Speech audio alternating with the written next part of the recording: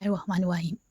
حضرت ابو ہریرہ کہتے ہیں کہ رسول اکرم صلی اللہ علیہ وسلم نے فرمایا دوزیوں کے دو گروہ ایسے ہیں جنہیں میں نے نہیں دیکھا اور نہ میں دیکھوں گا۔ ایسے گروہ تو ان لوگوں کا ہے ایک گروہ تو ان لوگوں کا ہے جن کے ہاتھوں میں گائے کی مانند کوڑے ہوں گے جس سے وہ لوگوں کو ناحق ماریں گے، اور دوسرا گروہ ان عورتوں کا جو بظاہر کپڑے پہنے ہوں گے مگر حقیقت میں ننگی ہوں گی۔ وہ مردوں کو اپنی طرف مائل کریں گے، خواہ مردوں کی طرف مائل ہوں گی۔ ان کے سر بختی اون کی کوہان کی طرح ہلتے ہوں گے۔ ایسی عورتیں نہ تو جنت میں داخل ہوں گی اور نہ جنت کی بو پائیں گی، حالانکہ جنت کی بو اتنی یعنی مجھ سے 100 برس دوری سے آتی ہوگی۔ مسلم۔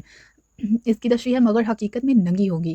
اس میں عورتوں کی طرف اشارہ کیا گیا ہے جو اتنے باریک اور مہین کپڑے پہنتی ہیں کہ ان کا بدن چلتا ہے، یا اس طرح کپڑے پہنتی ہے کہ جسم کا کچھ حصہ چھپا رہتا ہے اور کچھ کھلا رہتا ہے، جیسے کہ آج کل ساڑی اور بلاؤز کا رواج ہے۔ یہ دوپٹہ سے اپنے پیٹ اور سینہ وغیرہ کو ڈھانکنے کی بجائے اس کو گلے میں یا پیٹ پر ڈال لیتی ہیں۔ تمام صورتوں میں عورت بظاہر تو کپڑے پہنے ہوئے نظر آتی ہے مگر حقیقت میں وہ ننگی ہوتی ہے۔ اس جملے سے اسی عورتوں کی طرف اشارہ ہے۔ مقصود ہو سکتا ہے کہ جو دنیا میں تو انواع و اقسام کے لباس سے بیتن کرتی ہیں مگر تقویٰ و عمل صالحہ کے لباس سے محروم رہتی ہیں، کہ وہ تقویٰ اور عمل صالحہ کی وجہ سے آخر میں جنت کے لباس کی مستحق ہوں گی۔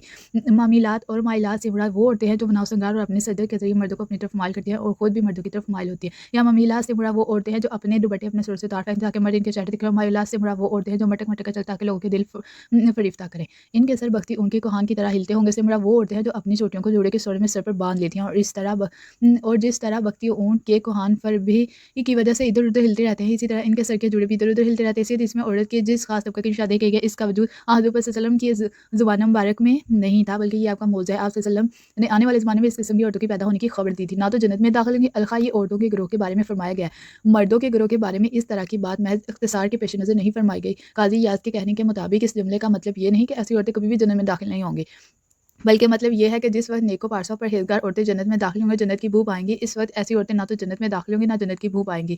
ہاں، اپنی سزا بھگتنے کے بعد ان کو بھی جنت کی سعادت سے نواز دیا جائے گا، یا پھر یہ کہ یہ بات ان عورتوں کے بارے میں فرمائی گئی ہے جو ان چیزوں کو حلال جان کر ان کا ارتکاب کریں گی۔ نیز یہ بھی کہا جا سکتا ہے کہ اس جملے سے سخت زجر و تنبیہ مراد ہے۔